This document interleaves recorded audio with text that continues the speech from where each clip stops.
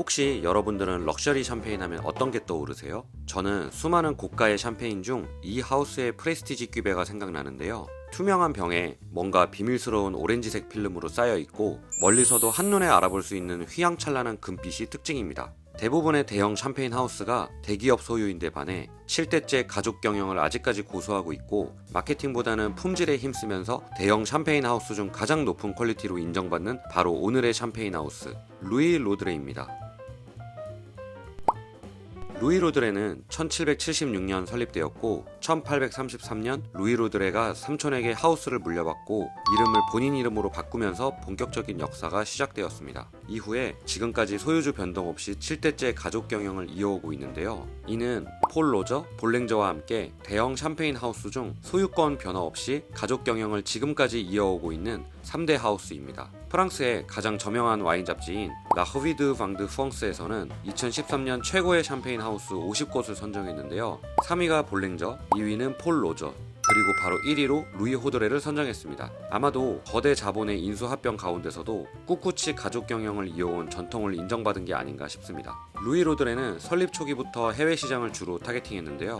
러시아와 미국에서 많은 인기를 끌면서 명성이 크게 올랐습니다. 특히 러시아와의 관계는 정말 특별했는데 현재 루이 로드레의 프레스티지 큐베인 크리스탈의 탄생 비하는 얘기를 안 할 수가 없습니다. 루이 로드레 샴페인을 사랑했던 러시아의 알렉산더 2세 황제는 1876년에 본인을 위한 특별 샴페인을 주문합니다. 그래서 루이 로드레는 황제만을 위해 크리스탈이라 이름 붙인 프레스티지 큐베를 출시하는데요. 이 황제는 크리스탈 병 모양도 특별 주문을 요청하는데 암살의 위협을 피하기 위해 병을 투명하게 하고 바닥을 평평하게 만들게 했습니다. 루이 로드레는 이 특별한 병 모양을 지금까지도 유지하고 있습니다.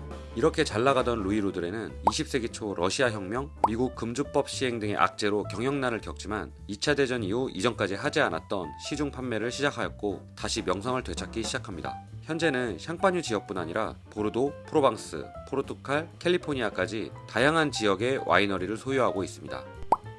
투어를 시작하면 직원분과 함께 어디론가 이동하는데요. 루이 로드레는 랭스 시내에 위치해 있는데 미팅 장소와 양조장이 5분 정도 거리에 떨어져 있습니다. 양조실에 들어서면 가장 먼저 흉상 하나가 눈에 들어오는데요. 바로 크리스탈을 제작 주문했던 러시아 황제 알렉산더 2세입니다. 루이 로드레의 상징과 같은 지금의 크리스탈을 있게 한 주인공이라 그런지 양조장 입구에 딱 세워놓은 것이 인상적이었습니다. 이곳에는 무려 450여 개의 양조용 큰 오크통과 스테인리스 통이 있는데요. 오크통의 경우 스모키한 특징을 최대한 배제하기 위해 불에 굽는 제작 방식의 오크통이 아닌 뜨거운 물로 가열한 것을 쓴다고 합니다. 그리고 400개가 넘는 박스를 각기 다른 통에서 양조 후 블렌딩해서 와인을 만들고 있습니다. 직원분께서 루이 로드레의 양조 과정 중 가장 힘든 작업으로 바로 블렌딩을 꼽으셨는데요. 이유를 물어보니 매년 1월 양조가 끝난 뒤 블렌딩을 위한 블라인드 테이스팅을 하는데 무려 100여 명의 전문가가 한 달에 걸쳐서 박스별로 모든 와인을 다 시음한 후 최적의 블렌딩 비율을 결정하기 때문입니다. 재밌는 건 넌빈티지 샴페인의 경우 가격은 더 저렴한데 리저브 와인까지 블렌딩해야 하기 때문에 더 까다로운 작업이라고 합니다. 양조실 가운데에 루이 로드레 포도밭을 표기해 놓은 지도가 하나 있습니다. 이곳에서 직원분께서 루이 로드레의 포도밭에 대해 설명해 주시는데요. 좋은 와인은 좋은 포도에서 나온다는 가치관을 가진 루이 로드레는 때루아를 아주 중요하게 여기고 포도 재배에 엄청난 노력을 기울이고 있습니다. 무려 1845년부터 샹파뉴 지역의 좋은 포도밭을 지속적으로 인수하기 시작했는데요. 이는 당시 포도를 구입해 샴페인을 양조하던 대다수의 샴페인 하우스의 트렌드에서 벗어난 것이었습니다. 현재는 무려 240헥타르에 달하는 포도밭을 소유하고 있는데 이는 단일 샴페인 하우스 중 가장 큰 면적입니다. 그리고 대부분 밭이 그랑크리, 프리미에 크리 밭이고 현재 생산량의 3분의 2를 차지하고 있습니다. 나머지 3분의 1은 구입한 포도로 만드는데 이 포도밭들도 직접 관리하고 수확 시점도 루이 로드레에서 결정하고 있습니다. 2002년부터 유기농법을 시작한 루이 로드레는 현재 115헥타르에 달하는 포도밭을 유기농으로 전환했으며 10년 내로 240헥타르 전부를 인증받는 게 목표라고 합니다. 이제 지하 저장고로 내려갑니다.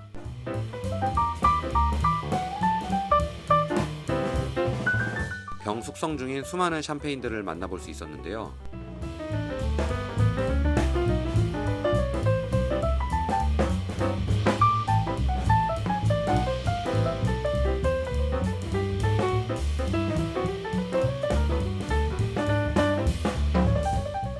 큰 문을 열고 들어가면 또 다른 방이 하나 나옵니다. 이곳엔 리저브 와인을 보관하는 큰 오크통을 볼 수 있었습니다.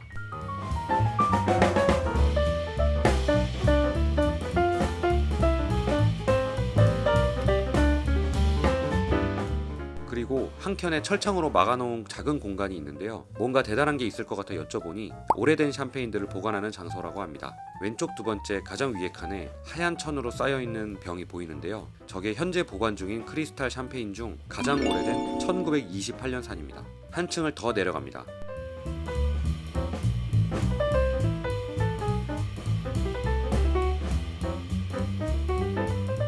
아주 긴 지하 갸브가 나오는데요. 길이를 다 합치면 무려 6km라고 합니다. 이곳엔 르미아주 중인 크리스탈이 있었습니다.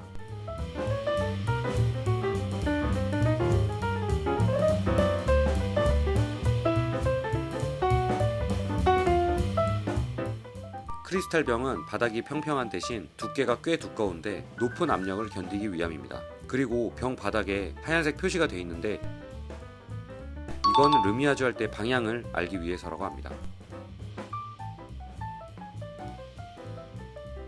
르미아주는 수작업으로 진행하고 시간당 11,000병 정도를 할 수 있다고 하네요.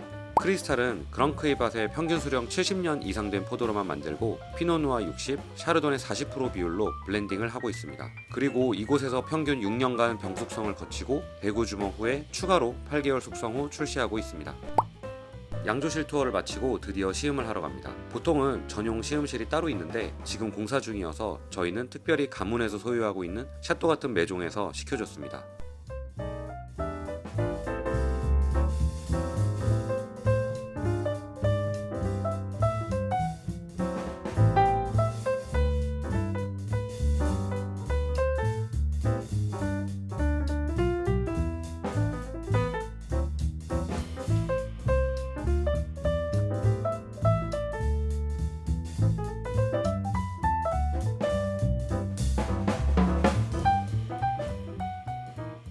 각자 자리마다 시음할 와인, 기념품, 책자가 미리 세팅되어 있었습니다. 시음은 총 3가지를 했습니다. 엔트리급인 브리 프리미에, 로제, 그리고 2014년 빈티지입니다. 아쉽게도 크리스탈은 시음 리스트에 없었습니다.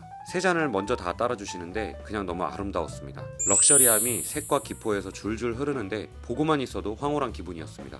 브리 프리미에는 3가지 품종 블렌딩으로 병숙성 3년을 거쳐서 출시합니다. 다른 샴페인 엔트리급에 비해 긴 숙성기간 덕분인지 좀 더 풍부한 풍미를 보여줍니다. 참고로 루이 로드레는 올해부터 라 콜렉션이라는 이름의 새로운 엔트리급을 선보인다고 합니다. 개인적으로 가장 인상 깊었던 루이 로드레 로제입니다. 샴페인 특유의 브리오슈, 구운 빵 뉘앙스에 꿀, 자몽 등의 향이 아주 밸런스가 좋게 올라왔고요. 입안에서의 기포가 지금껏 마셨던 샴페인 중 최고라고 해도 무방할 만큼 부드러웠습니다. 로제지만 묵직한 뉘앙스가 음식과 함께 마시면 더 좋을 것 같았습니다. 2014 빈티지는 피노누아 70, 샤르도네 30% 블렌딩으로 만듭니다. 병숙성은 평균 4년 진행하고 있습니다. 시트러스 계열의 상큼한 향과 사과, 배 같은 시원한 과실향이 인상적이었고요. 전반적으로 토스트한 느낌보다 푸릇푸릇하고 꽃향도 많이 나는 것이 아주 우아했습니다. 입에서는 상큼하면서도 피노누아에서 오는 무게감이 밸런스가 아주 좋았습니다. 샴페인 하우스 투어를 마친 후 총평을 한 줄로 요약해보면요. 루이 로드레의 럭셔리한 이미지 속에는 품질에 대한 집념과 장인 정신이 숨어있다 라고 정리할 수가 있겠습니다. 하지만 루이 로드레는 일반인 대상 투어가 없기 때문에 접근성 면에서는 좀 아쉬움이 있습니다.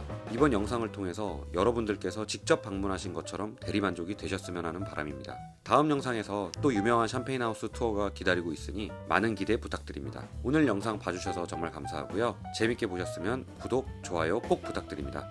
그러면 다음 영상에서 보아요.